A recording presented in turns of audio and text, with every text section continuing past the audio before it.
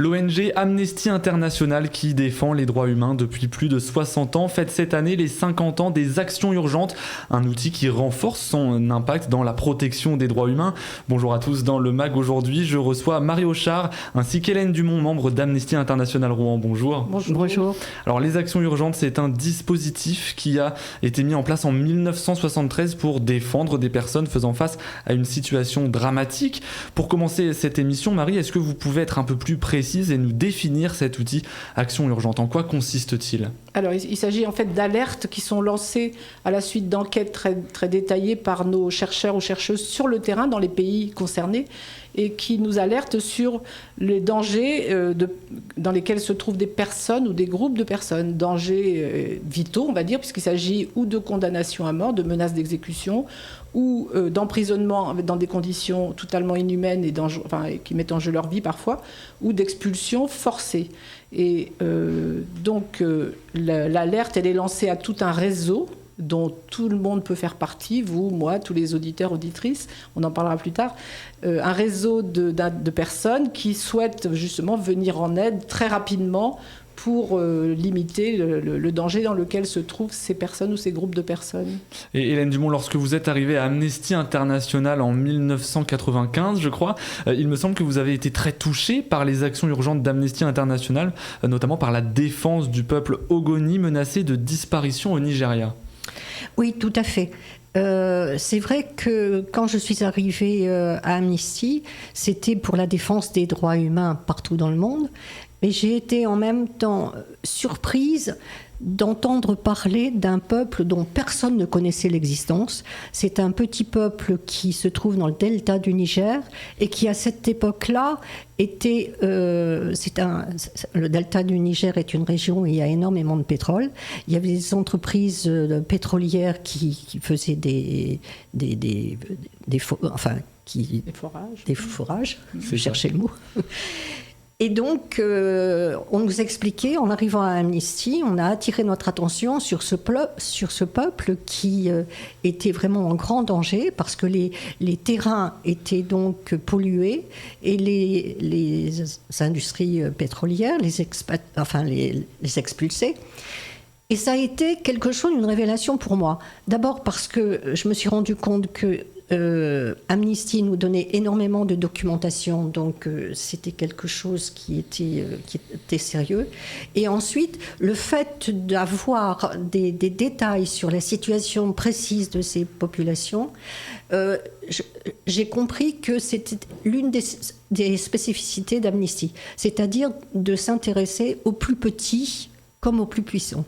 Et aujourd'hui, Marie Auchard, qui est concernée par le dispositif des actions urgentes? Toutes les personnes qui sont identifiées, donc je disais par nos chercheurs, chercheuses, et ceux-ci ou celles-ci donc transmettent une action urgente au secrétariat international qui la répercute dans les pays, par exemple pour nous en France, puisqu'il y a tout un réseau, je le disais tout à l'heure, et dans le monde il y a 600 000 personnes qui sont dans ce réseau, donc c'est énorme. Et quand on se met à agir en 24 heures ou en 48 heures, à envoyer des mails, des SMS, des messages sur Facebook, Instagram, enfin, tous les réseaux sociaux possibles, que le procureur du pays ou le ministre de la Justice, le président de la République ou le Mohamed Ben Salah, par exemple, ça arrive qu'on lui écrive, donc reçoivent ces tonnes de messages, de lettres, etc.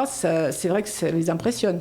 Si je peux citer juste pour confirmer ce que disait Hélène, quand Hélène disait que les Ogoni n'étaient pas connus, je veux revenir sur la première action urgente que nous fêtons là, dont nous fêtons les 50 ans. Exactement. Et c'est tout à fait significatif parce que donc, le 15 février 1973, la chercheure qui était au Brésil a alerté sur la situation du professeur Luis Basilio Rossi, qui est un professeur d'université de gauche, repéré comme étant de gauche, et c'était la dictature au Brésil. Il a été arrêté chez lui sans que ça se sache, arrêté. Sa famille a été emmurée dans l'appartement pour ne pas transmettre l'information.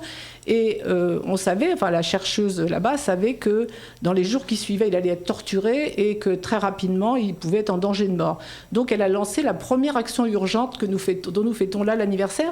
Et alors la suite a été que 15 jours après, la femme donc, du professeur Rossi est convoquée par le chef de la police qui l'avait arrêté.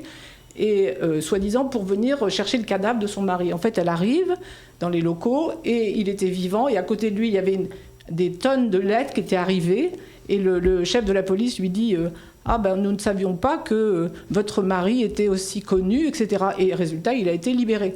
Donc ça confirme, des gens qu'on ne connaissait pas, qui n'étaient pas connus mondialement, mais cet appel qui a été mondial pour lui venir en aide et le secourir a eu cet effet immédiat, et le chef de la police pensait que c'était... Enfin, il a cru que c'était quelqu'un de très connu, alors que ça ne l'était pas forcément, je veux dire. Alors, les actions urgentes visent donc à protéger des personnes en situation dramatique. Le danger encouru par ces personnes, c'est donc un danger de mort, c'est ça ?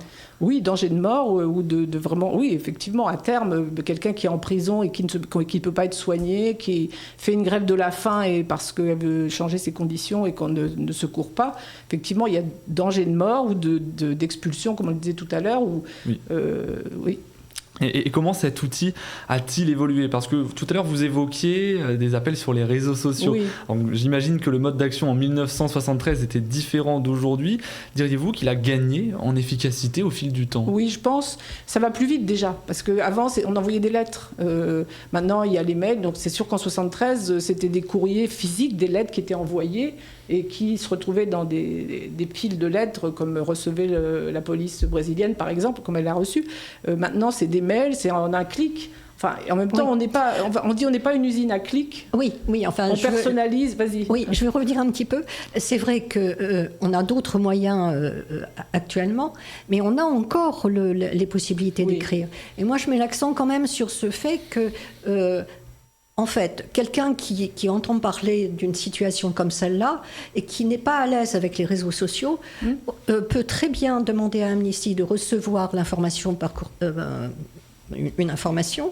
Et dans cette information, il y a une lettre qui est indiquée avec l'adresse, etc. Donc, toute personne qui souhaiterait intervenir pour les actions urgentes peut très bien recevoir l'action urgente d'Amnesty, copier la lettre et l'envoyer par courrier.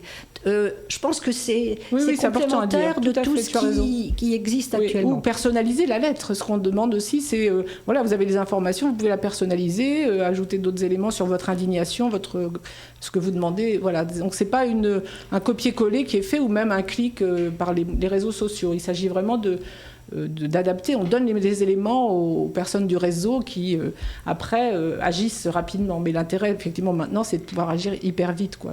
Et Amnesty, allez-y, pardon, je vous ai...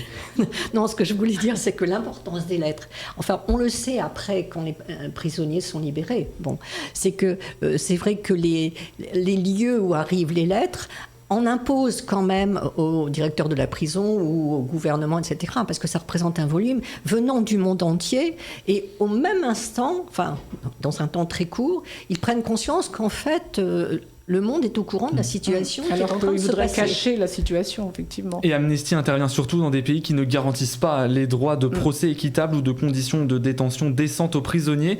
Mais l'une des victoires récentes de cet outil a eu lieu en France avec Frédéric Vuillaume. Est-ce que vous pouvez nous en dire un peu plus ? Oui, bien sûr. C'est un militant syndical qui a été interpellé, qui passait en procès, donc c'était il y a 2 ans, je crois, 2 ans à peu près.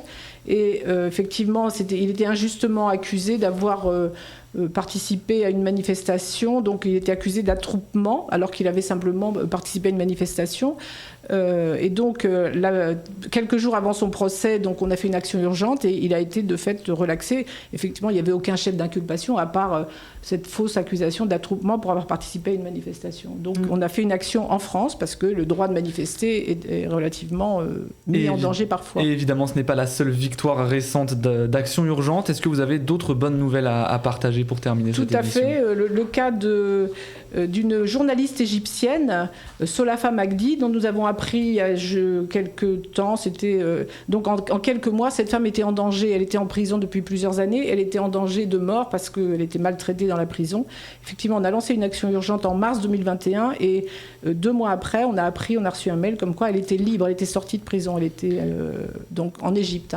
Merci beaucoup Marie Auchard et Hélène Dumont d'avoir été avec nous sur Sensation. Je rappelle que vous êtes toutes les deux membres d'Amnesty International à Rouen. Pour plus d'informations sur le dispositif, l'outil Action Urgente, rendez-vous sur le site amnesty.fr. Merci d'avoir suivi cette émission. Sachez que vous pouvez évidemment la retrouver en podcast audio et vidéo sur notre site, mais aussi notre application Radio Sensation ainsi que notre chaîne YouTube.